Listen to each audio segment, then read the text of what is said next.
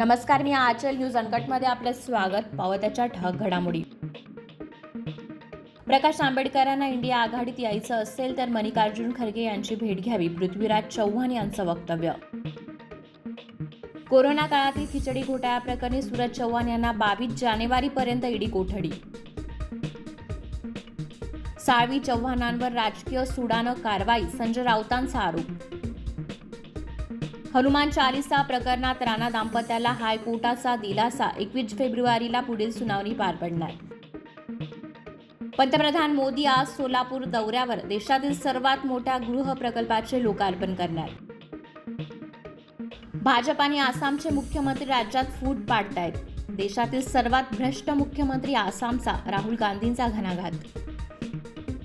जन्मतारखेचा पुरावा म्हणून आधार कार्ड स्वीकारणार नाही, भविष्य निर्वाह निधी संघटनेचा निर्णय. मोदी सरकारचा मोठा निर्णय, प्राण प्रतिष्ठापना सोहळ्यानिमित्त केंद्रीय कर्मचाऱ्यांना 22 जानेवारीला हाफ डे जाहीर. जिओ 2024 मधील भारतातील नंबर 1 ब्रँड कंपनी. ब्रँड फायनान्सने जारी केलेल्या ग्लोबल 500 2024 अहवालात माहिती समोर. आणि रोहित शर्माने रचला इतिहास. T20 मध्ये 5 शतके झळकावणारा ठरला पहिला क्रिकेटर. धन्यवाद.